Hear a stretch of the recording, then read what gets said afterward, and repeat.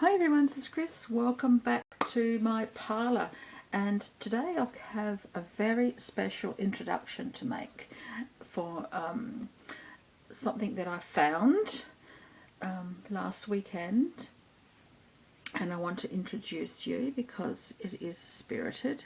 It actually decided it wanted to come home with me, this spirit, and so this is Opher, and Opher and I have become friends, and Opher and Opher has actually given me quite a few ideas and some information that I was actually looking for, and it was such a coincidence that it all happened together. So I'm sure that this little snowman here is spirited, and I would like to let you in on who he is and where I found him, because he's a found spirit. He just happened to be on my path, virtually on my path, literally on my path.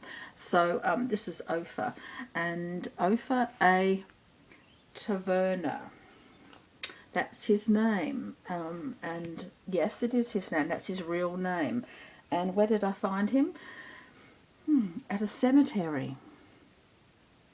At a cemetery, yes. He had been there for a while because he's in such a distressed state. This little snowman, he had been in that cemetery for quite some time. So I'm going to bring Opher over. Opher's only a little tiny little thing, but look at him. Isn't he just the most adorable little snowman? But I found him quite distressed, and I've given him a clean. I know cemetery dirt is collected by some people, but I don't collect cemetery dirt, and I wanted to bring him home and cleanse him, and just so I can display him, because otherwise he'd be just unhygienic. Isn't that such a terrible thing to say? But objects need to be cleansed as well. I could have kept him as he was, and people would say, well, you've just destroyed something that was really important about him, and maybe I have, but I'm not concerned with destroying the outward appearance of his distress, because he is within this little fellow here. So he's very well attached to this little snowman, and I think that's the most important thing. I could have kept all the cemetery dirt and put it into a little bottle. Yes, I could have, but I didn't, and I didn't think about that actually. But I just brought Opher home, and I found him at a local cemetery when I was house sitting, which I do occasionally on public holidays. I house sit and dog sit and cat sit. And little Opher was at the local cemetery that I had been wanting to go to for quite some time. It's still it's a suburban cemetery, and it's still utilised today for fresh burials, so it's still a working cemetery. And I was walking around the paths with my daughter. Some of the cemetery remains, the headstones go back to the 1830s, when this area was populated. And yes, I found some really old headstones there as well, which is what I wanted to go there for. I was walking around the path. There is one area where a lot of little ornaments are kept, but this Opher here was just sitting in the middle of the path. Had no owner, had no indication of where he should be returned. And so I thought, he called me to take him home, so I have. And so this is Opher, and I will show you a little bit more information in a minute, because I knew he was a spirit, and I was thinking, who is he? and this particular grave stood out to me, and I'm not too sure why at that time. It just seemed to hit me, and I took a photograph of it, and this is it. This is Opher's headstone. There he is. Can you see him? He was a mounted police officer. He was 27 years old and died in 1919. So this is his headstone with his mother and his brother. You can see how local it is with all the houses around. It's not a well-kept cemetery, but it's still a working cemetery. And so this is Opher, and I found him, I said, on the path. Now, I wanted to find out a bit more information about Opher. So I looked online. There were a few sites, but I actually had to give my credit card number, and I wasn't prepared to do that. I didn't want to actually join a site and give my credit card. So I kept looking and digging a little bit, and I found one on Trove that was free, and it was an original newspaper article, and I found that a bit more about Opher. He was of the late mounted police, and his workers, his co-workers, actually put in a little bit of a memorial to him, and he actually died. He was born in 1892, and he actually died of pneumonic influenza. Now, does anyone know what pneumonic influenza is? I didn't, so I looked it up. It was actually the Spanish flu. So he died of the Spanish flu, which is so now, isn't it? The Spanish flu is the coronavirus of today, but the Spanish flu was in the 1918 to 1920, I think. I don't know how long it lasted, but it lasted a while. But it was that today's version of coronavirus, but actually worse than the coronavirus. I think I was looking up, it was 500 million people were affected by it and had millions of deaths. A whole lot more than the coronavirus is causing at the moment. Not to lessen the coronavirus, but yeah. So 100 years ago is when the coronavirus was the Spanish flu. So it's 100 years, and it seemed to be, I don't know, it doesn't say on here what he died of. I had to look it up. So it's very interesting that this happened. And I found Opher. Oh, can you just... It's hard to imagine things like this happening, isn't it? It's sort of... yeah. So the pandemic killed... because I'm in South Australia, and I looked it up. So the pandemic, the Spanish flu, killed 540 South Australians, and Opher was amongst them. So... which is a lot more than today. We've only had about 5 or 6 deaths. I'm not too sure. I'd have to look that up. We've been very, very lucky here in South Australia, and it's the same during the Spanish flu. South Australia was the least affected of all the states in Australia. So it's another coincidence that seems to be quite strong with Opher. So another reason I think he's a very important spirit, a very strong spirit, and he's been in the cemetery, his physical little vessel. I don't know how long that's been in the cemetery, but it's certainly very important that I brought him home. Now also, which is very interesting, that Opher also led me to some information about one of my other dolls, and I was always wondering about her. And the doll is actually, I'll show you the doll. Hello. This is baby Gloria. The kit is baby Gloria, and she's a reproduction of a I'm not even going to try and pronounce the name because I'll butcher it, but I'll write it in the description box. So she is a kit form, and she's been painted by a local artist, and I found her on eBay. I was wondering whether or not she's spirited, because I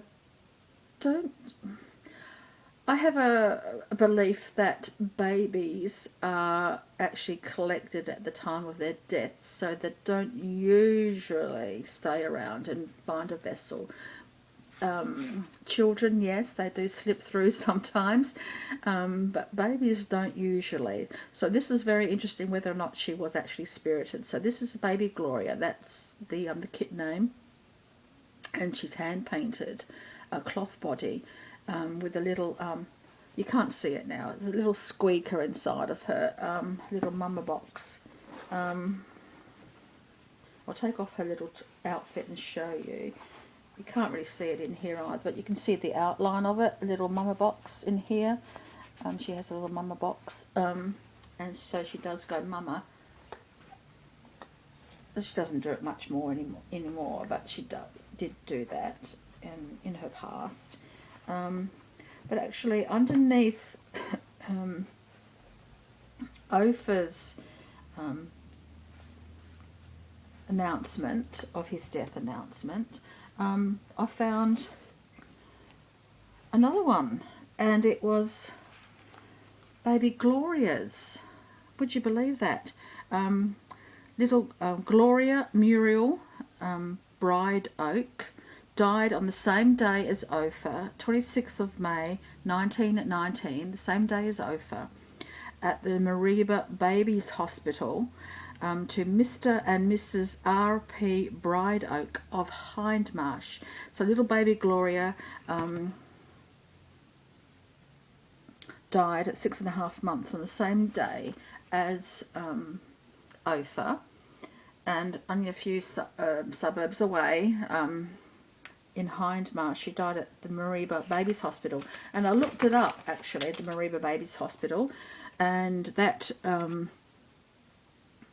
was running from 1917 to 1960, which was around about the same time as I was born as well, the last year, at Woodville, on Belmore Terrace at Woodville, and it's still there. I'm going past it today actually on one of my walks, so I'm going to have a look at that today. And it was opened for the care of sick babies under the age of 2, predominantly with digestive ailments. And of course, little Gloria has that voice box, that mama box on her, and right around the digestive tract. How curious is that? So it's interesting, don't you think? Do you think that's interesting? I think it's interesting. So, and Opher's also given me some ideas about a woodworking project that my son would love, and I've commissioned him to do something for me, and you will see the results of that in coming weeks when it's all worked out and all the details are sorted through, and my son makes it for me. So that will be interesting. And I also found, when I was looking through the cemetery, a little quote that is rather beautiful, and is part of Opher's grand plan for me, and has given me this idea, and I'm going to read it out to you because I wrote it down, but I should have photocopied that as well. It was on another grave. "'Tis hard to break the tender cord when love has bound the heart. 'Tis hard, so hard, to speak the words, we for a time must part." And I thought that was so beautiful. It was on a little girl's grave. I'll say that again, because I've got a frog in my throat. "'Tis hard to break the tender cord when love has bound the heart. 'Tis hard, so hard, to speak the words, we for a time must part." I thought that was beautiful, absolutely beautiful. And then when I found Baby Gloria and found out who she was, Baby Gloria Bride Oak Gloria Muriel, 6.5 months old. I thought it's just so appropriate. So yeah, so I'm going to do a little reading on, leave Gloria over there on the bed, and I'm going to do a little bit of a reading on Opher. What an unusual name too, Opher. Opher means gold in Hebrew. It's from Hebrew. Gold. And look at that, he's a golden colour. So thank you, Opher, really. He was a mounted police officer. He died of the Spanish flu. How distressing is that? But how coincidental that it's very much like it happened now. 100 years ago it started. And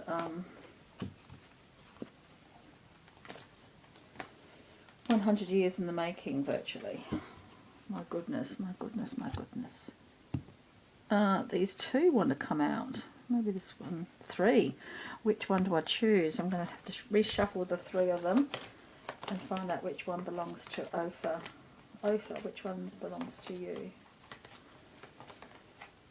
This one.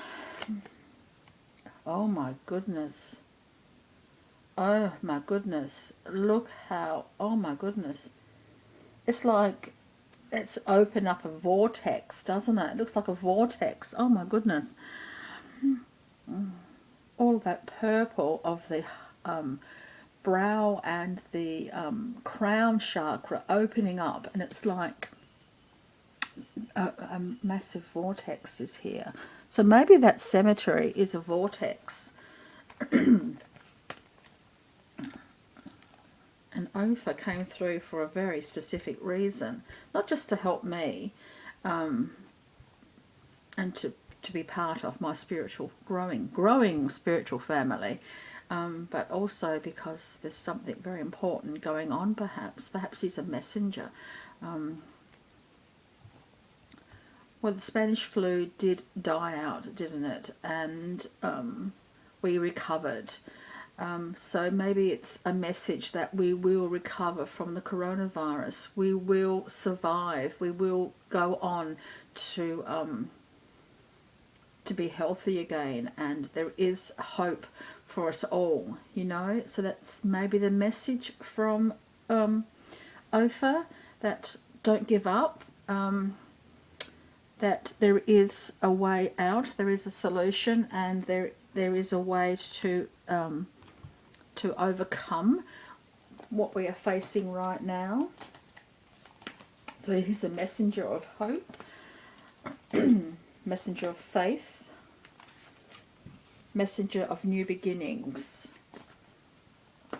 New opportunities are available, and we just have to hold on. We just have to remain faithful that we will survive this. I think that's what's coming through with Opher.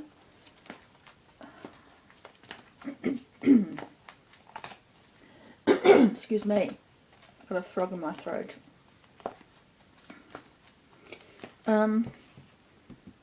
I think I might be rambling a bit today, but I'm just so excited about what I found and where I found it, you know, at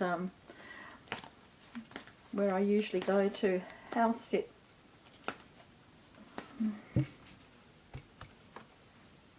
I haven't had anything from the cemetery before, so it's really, and I don't know how long the vessel has been there. It's been there for a while. It's very, very weathered.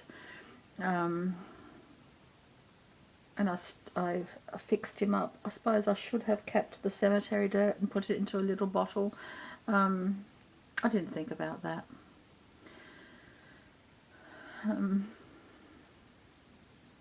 But you know, these things happen in hindsight. Hindsight's a wonderful thing, isn't it? Hindsight's a wonderful thing. Dreams. Dreams. I have had a few dreams recently, and maybe I can attribute those to Opher.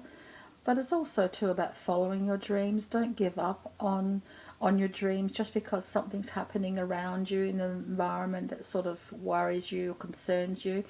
And it happens, you know, it's one of those things of life. There's always going to be something to concern you. But don't give up on your dreams. Don't put your dreams on hold because the world's on hold. You know what I mean? It sort of gives a message of promise. Don't give up on your dreams. Don't give up on what you really want from your life, where your heart and your soul is leading you. Maintain positivity and remain hopeful for the future. Purification comes through.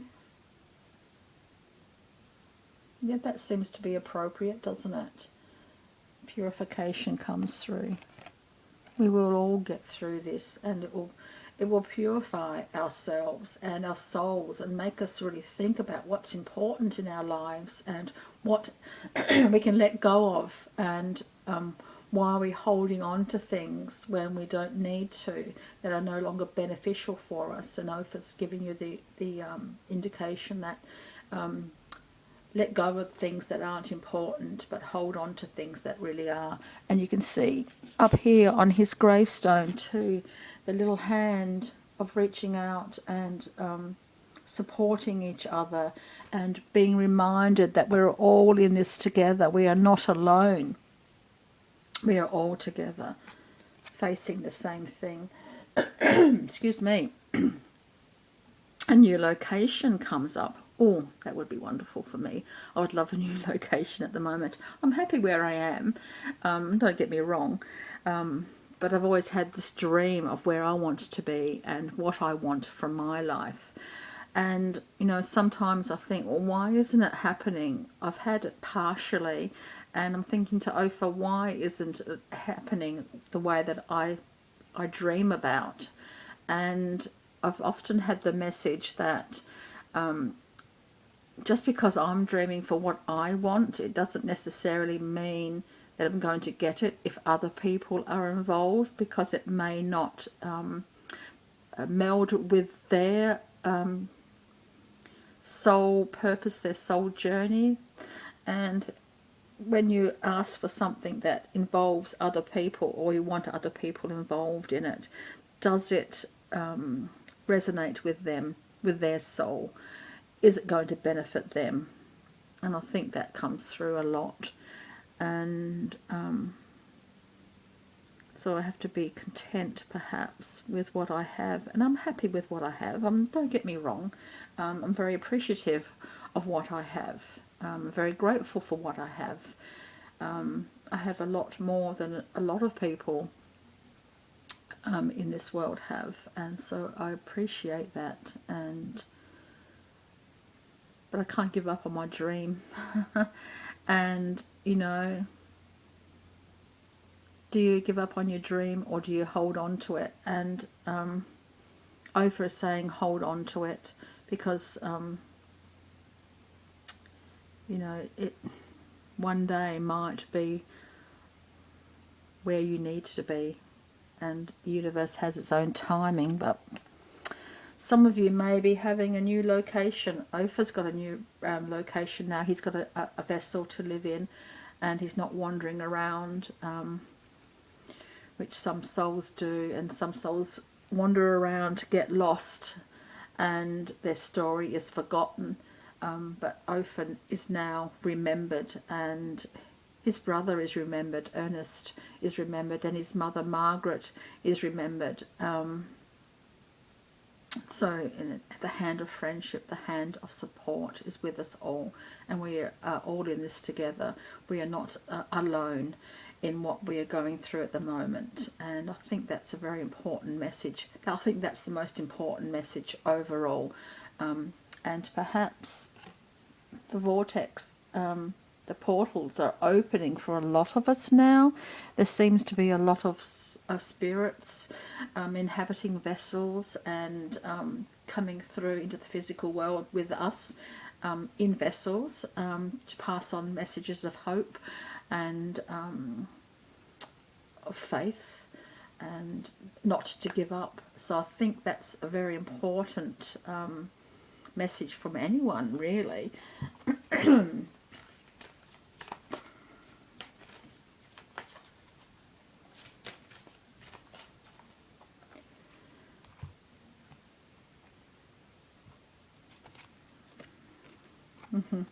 Shining the light, again, shining the light, coming out of yourselves, sharing what you have with others. Don't hide your light under a bushel. Don't hide what you have to share.